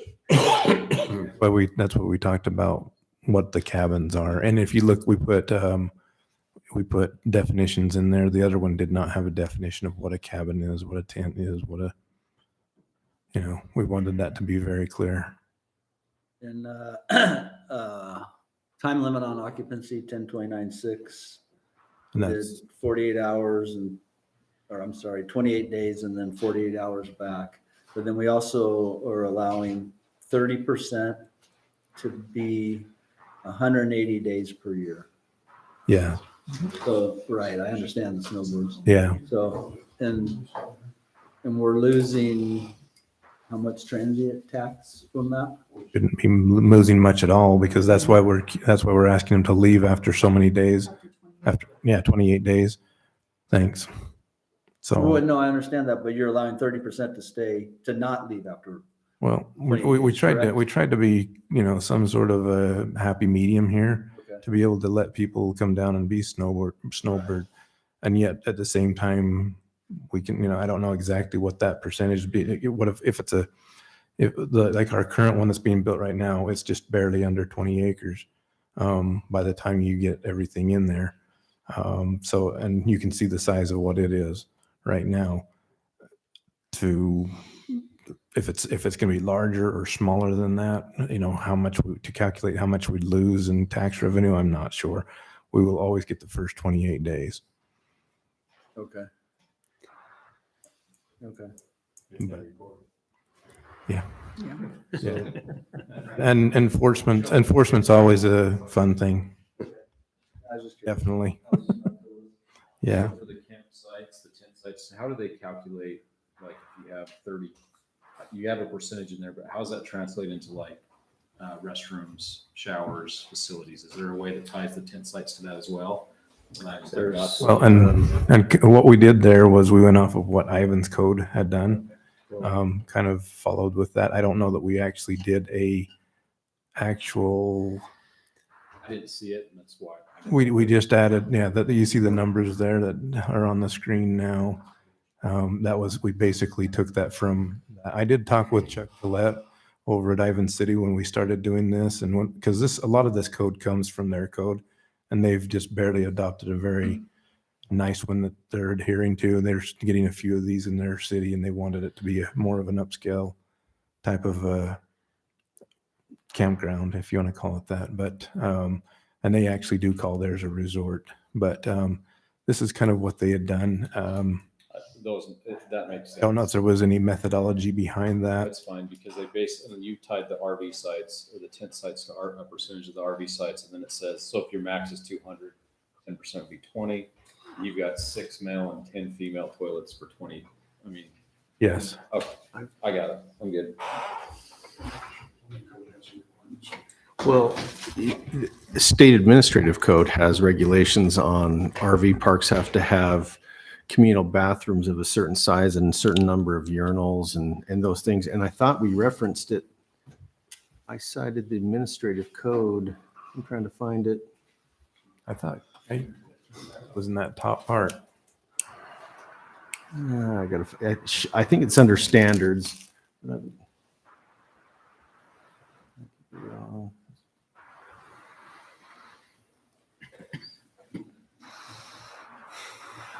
My point is that we're going to need to have the ratio of that's required by the Utah administrative regs. It's on the bird, like the third or fourth, let's see, 1, 2, 3, 4, 5, 6 whereas. Yeah. The one you're talking about? Let's see. Yeah, or the third one. Oh, yeah. Yeah. Okay. Yep. Recreational vehicle park sanitation. But I thought we cited it, the requirement, they use a term for basically communal bathrooms. I can't remember. It's not.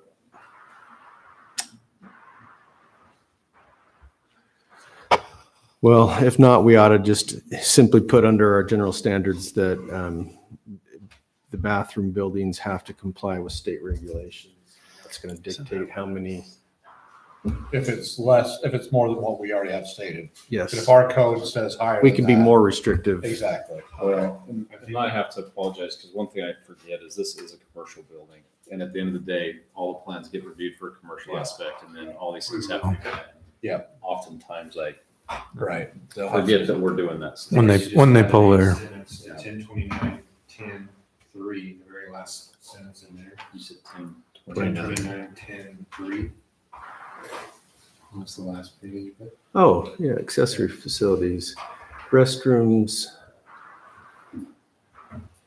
We just add that sentence in there. Yeah. I'll add it right there, the state code. Yeah, that state code that I reference up there in the Sounds like a good recital. motion, John. Plumbing code has some requirements in there too.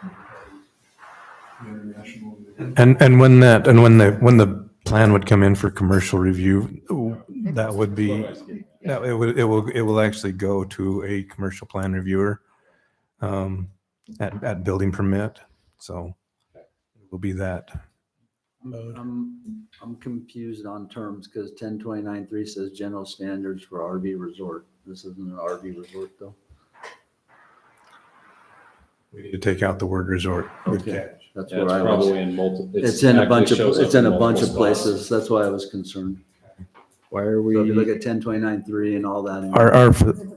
it's a park or I would just call it the RV ordinance. I don't know that I'd really want to call it a park or a. All that, Well, all that in there but says. Maybe it does RV the need to. entire, the ordinance, we delete the term recreational vehicle park and recreational vehicle. And we add the term RV resort and recreational vehicle as part of this ordinance. RV resort is what we use that as a defined term throughout the ordinance. And I'm trying to figure out why we wouldn't continue, because we are trying to create a resort versus a park. A resort means that there has to be additional amenities to That's it than just. 1029.3, Daisy. Well, then Heath, So I don't think that we want to delete that resort. I mean, it's used throughout. I mean, Yeah. almost every heading. And whenever we talk about these parks or whatever, the term is RV resort. Well, and I think that's addressed in the last whereas. Mhm. It says amended, restated in its entirety to contain a more comprehensive set of regulations for these type of facilities. We utilize the term RV resort instead of RV park. there you go. So I think you already addressed that. Yeah. I make a motion to approve the RV ordinance 2023.XX with the language that he would like to put in 1029.10.3 at the end of that paragraph for the state code bathrooms. Okay, I have a motion. Second. I have multiple seconds. Any further discussion on this item? All in favor? Aye. Motion approved.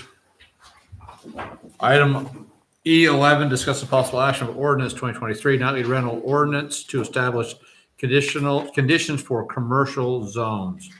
So we've gone through we had a commercial zone nightly rental ordinance before us 2 months ago. We did not approve it. I feel that we need to send this back down to Planning and Zoning Commission to come up with a nightly rental for commercial use. We were very close. We just needed some numbers. We had some ideas. Joey and I have talked a bunch about how big we can have it, how many numbers, and then ownership of how many of the units need to be stayed by the original developer, a few things like that. So this is our ordinance we need to get, in my opinion, fixed. But the proper way to do this is send it back down to city or Planning and Zoning Committee and have them work through it and then bring it back up to us. So, but we need just a few clarifications on what we wanted to work on. So I'll talk about the clarification, the neighboring connection. The clarification was the density. Yep. One, and then one of the ones that I want to be looked at is 20% or a number of 30% controlling interest. One person or one entity must control at least 30% of the building. Do you want it to be the developer or do you don't really care who it is? One entity must control at least 30% of the development. 20 to 30, whatever number. Whatever number they Okay. come up with. Another thing, like, and maybe we can add to any other things that I missed in that. And I know it's not the planning commission's purview, but I would like the planning commission to look at the draft, what was it? It's a licensing. The licensing for Licensing management. management for nightly rental, whatever it was. I would like them to look at that, and I don't need to make a decision on it. Right. And That will also help. like to- Yeah, they're kind of tied It together. kind of right? shows, it's a pretty strict guideline, but also, I would also like them to, if they want to start back over and look at and compare this to other codes and other cities and really dig into it, I want to give them unrestricted access to do whatever they want. Okay. That's my. I thought, I don't know, who wrote, did you write the ordinance here? There's no ordinance. So there's a ordinance in this thing, but it's. Yeah, that's it's the- not- that's the it's old not one. like the ordinance, really. Yeah. Where did this come from? That was. That's the old one. Is that the old one? Yeah. Yeah, that's the old That's one. the old one that got denied. Okay. Yeah. So, yeah, you know, the mayor said, you know, planning commission go out and do something. And so I just, you know, I didn't know if they were using this as a guideline to correct, or No, if they were just gonna go out there and do what they felt was needed in the There's city. some interpretations that we need to figure out is if the city council is instructing the planning commission to look at certain items and give feedback on certain items, then that's what the city council can do, right? Right. If the city council wants them to look at more than them 3 or 10 items, whatever the items are, then, you know, so what, and that's why I'm saying that, my Joey's suggestion is opinion. We give them the open field again, they need to look, they can look at anything and they can change anything, and compare it to other cities and find out what they really think the city wants to see, Okay. if they want to see it. And that's where I'm at. I'm on the same page as you on that issue. Did they, did they already do that? When they did this ordinance the first time? The planning commission never did that. The, Okay. so along with that, I think it's due points that we want to look at. Right. Yeah. Density. Well, and I think there was some good points in that. I liked that it was tied to an NPDO. I Right. think we need to tie the amount that can be, so somehow you've got to tie the amount of short-term rentals to the amount of commercial space or the units provided, so that we don't have all of our commercial one way or the other, right? That was a huge concern from the citizens. So I think we could figure out how that percentage works and ties in, and then put an MPTO. Those were some of the things that I liked that came out of that. Yeah. And that they were in a commercial zone. Right. So, and that's what this was specific for. There was, Gary said something today, the other day when I was chatting with him, he brought up a thing, and it was like, so the city council can now, you know, if you say, if you're gonna do this in a commercial zone, you're gonna have X number, but a resident can't. Right? Well, that's if we percentage. Yeah. If we tie it to But a resident percentage. can. So now we're handcuffing our residents to 2. Saying, no, you can't, but a developer can. But there's a reason, right? We're There talking is a about reason, putting, yeah. we're talking about putting a That's why I commercial said use in commercial a residential Exactly. area. Yeah. At That's least- why I said that, but it's like, I just thought about it and I was like, Well, that's weird. and I need Why to, are we doing my interpretation of a bed and breakfast or a short-term rental is that it's a commercial use. That's my interpretation of it. So I've always liked the fact that it was going into a commercial zone, so you knew what was happening. You know, if you had a Maverick, you know there's a gas station. So I like it better in a commercial zone. That's my interpretation of it. I don't think we've defined it as a council and said it is a commercial use or not. That's how I see it, so. I was crying on his shoulder because I was in the process of putting an Airbnb in on an acre of land that I had. The moratorium came. With the new revisions, I'm probably not going to be able to do this now. And so the residents are now being hampered in their ability to have their B&Bs. And yet That's- we're And moving. that's another Yeah. discussion I would like to have, and I don't know if I can. But that has nothing to do with the commercial one. we're It doesn't. talking about. That's It doesn't. all No, about but the other one, right? Think about the interpretation the residents are having. Okay, So- now we're allowing a development to put it in there, yet we're restricting it locally with the residents. So, On I nightly mean, that's- rental things, I would like the planning and zoning committee, we're working on our nightly I'm rentals talking about now. residential. Residential, I would like for them to come up with another ordinance that's not an empty home nightly rental, but is an owner occupied. We don't call it bed and breakfast, we call it hosting something. Because that is different. In my opinion, we have an empty home where nobody's there, lives there. And we can regulate those, we can say so many in the city. My opinion is if somebody has a home and they're living in it and they want to rent out 1 room or 2 rooms and not supply food, call it hosting, there's no regulations, because this is back to owners will be able to make money with their home, affordable housing. It helps them afford their home. And that's just my opinion. You guys don't have to agree with me, but we need 2 separate, we need to separate them for empty homes and someone that lives on premises. So, and I don't know if you Talked guys, about that when the nightly rental. Right. Were you from planning? But that's- for residential. yeah. But for the commercial, yeah, we just need you to decide kind of what are some things that you're wanting staff to look and the planning commission to look at. So I think we need an ordinance for commercial, an I ordinance. didn't say everything. I would really like them to take what's there and compare it to other things. Would you like them to start with this this You ordinance mentioned, as they have a great base to start. Where did the blue lines come from? At what point were those in there? When were the Let's blue just- lines added to this? It's titled, Version 6 from Bruce Jenkins. Okay, so the blue line came after that we No, denied this the was- nightly rental? This is the one we denied. This is the one that was denied, okay. So we need to go back and. Okay, I know one of the things that came up when we denied it is we were trying to decide, we went from 1015C13 from the numbers to a percentage. Right. So Yeah, is and I that, think we need, that's is part of that the something thing. that we need to direct to the Absolutely. planning commission, that we go with a percentage rather than numbers? Yep. Or what's council? I thought think a on that? percentage. Okay, Compared to ERUs. to yeah, ERUs. yeah, and Base CRUs. base ERUs, okay. And then the other thing, and again, this brings in, I think the mayor's thought a little bit, and maybe some of the other council too, is for me, I would be concerned if we give a percentage to nightly rentals in a commercial and we give a different percentage to our residents. And I don't know if that's gonna make a difference I or don't- not, or but what that's- everybody's yeah. thought is, but Well, a that- percentage in an NPDO based off their acreage. It's the same. Right. It's completely, almost irrelevant, because when you base it off but is an it, ERU instead of.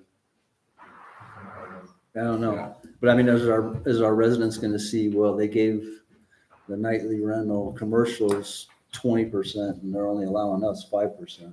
Well, but those are not, those aren't apples to apples, right? I Like, understand the that. percentage that they were looking at was looking off of, the percentage that planning commission was looking at for residential was based on obviously the distance around, then they were basing it off of connections. And this is being based off of density. Sure, I understand. One connections and then one. If we can density. explain that Yeah. as we're doing it, How- so the residents yeah. understand it also.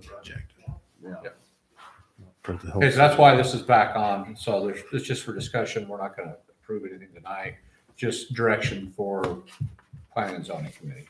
So on an attached versus a detached dwelling, what are the ERUs going to be? On a detached, I'm assuming that's one ERU, correct? One In the ERU? Commercial, Well, that's what we need to tell. I think That's planning what we need to commission. pass to the planning Yeah. commission to evaluate. That's, All right. you know, like, in reality, this ordinance got passed back and forth between Heath and Bruce and was presented to planning commission. And like I said, the very first time this came to planning commission, I thought we were voting on that, period. I didn't know we had any other option, but that's what we were voting on. And I was the chair at that time, and I said this in the public thing. So we voted on it, and it was 5-0, right? Denial, because we didn't really like it. And it came to the city council, and so that's what happened, is the planning commission has never had, and just like with the RV ordinance, they took a great amount of time, not a whole bunch of time, but they went through it. They combed through it, they looked at other city stuff, and they found something that fit Tocqueville. And they created an ordinance, and they've never had that chance to do that. I think that's a So, good plan. Yep, good Yeah, plan. that's good. So clear as mud, Sean? So the direction is we'll use this as a starting point, but we can Absolutely. have liberty to find whatever we think might fit and bring it to you. Okay. So there's no motion. No, no motion for that. That's one for Heath. Do they have to make a motion to send an ordinance to planning commission or can they just discuss? I would say we make a motion to send it to them. Okay. Then it clearly it's showing it's Okay. with instructions. So we have the to instructions, so let's just have a work motion to and send it so down. Okay, there's the motion. Second, Second. all in favor? Aye. You got the motion, Daisy? Thank you. All right, we're on to calendar events. We have our spring community cleanup. It's coming up the 17th, which is Fridays through Monday. We got the dumpsters all around town. We have one in Trail Ridge, one in Tocqueville Heights, one in Anderson Junction, Sunset, and then one at the city park. So I think we have an extra 2 this time. And just while we're talking about that, while you're saying that, we actually have an extra 2 of those. Yep. For the one that's coming up in the fall, we know like Lavercan and Hurricane, they've actually put all of their dumpsters in one location. Is that something you want us to look at for the fall, or do you like them them spread out through the city. I like them spread out I do personally. too. Yeah, And I spread think our out. citizens, one of the problems they've had in Hurricane and Hurricane is they just start dumping all over the ground. Yeah. And we haven't seen that. I don't think we've seen We that haven't. anywhere. Sunset's been the worst just because it gets full so fast. Now, It's staff has must be also been maintaining them too. trashy side of town, but I live over there, so, you know. So the only thing else, and we did away with this, and I don't know, for a while, we were letting people bring their greens to the park and we were chipping them up. And we did away with that maybe last time or the time before. Are we at a point we can do that again? I think Or are the, we not gonna? I do know that? the fire district would love to come and chip them though, because they use that as hours for. I believe whoever that was taking those chips no longer wants them. That's why. We just made it available to anybody that wanted to come and get them in the city, right? Yeah, That's what we did last. Yeah. Well, but it's been a couple of years. it's been a little bit since we've But the done. fire district would come and chip them for us as part of their land Maybe wild. we'll look at that for the fall. Okay. Yeah. Let's do this. Well, fall would be better anyway. Yeah, I think it'd be great. So. Okay, Spring Social, Wednesday, March 29th, Center Street Park, 5 to 7. Y'all come out and watch Ty burn a hot dog. Community Easter egg hunt, Saturday, April 8th. It's at 10 a.m. At 9:30, we do have an older kids golden egg scavenger hunt. So if you've got some kids over, is it 12? Yeah, I can see it. Oh, right there. I'm not looking at it. So there you go. 13 to 17. The last year, the egg count was great. They've been doing a great job. The staff has, so it's awesome. Number 4, October City Farmers Market, Saturday, May 20th is the first one. That'll be the third Saturday of every month, all the way through October. And if we can support the farmers market, last year was our first year and we did pretty good. I think this year is going to be much better. We got a lot more interest in it. I think it's a great way. We use that money to help fund 4th of July. July free. Perfect. And the other thing we're going to add this year to the farmer's market is we're going to do a kids section so that they can just come and sell their goods. Sell whatever they want. Whatever they show up with. Perfect. It'll be fun. Okay, so we need a executive session. Do you want to take a break? Yes, so we're gonna take a 5-minute break. So Chuck can sit out there and get everybody to sign his referendum on the flag. And then we'll be right back in for our closed session. So I need a motion to. So moved. So moved for the purpose of pending litigation and land acquisition. Okay, the second, all in favor? Aye. 5-minute recess. Be the first guy.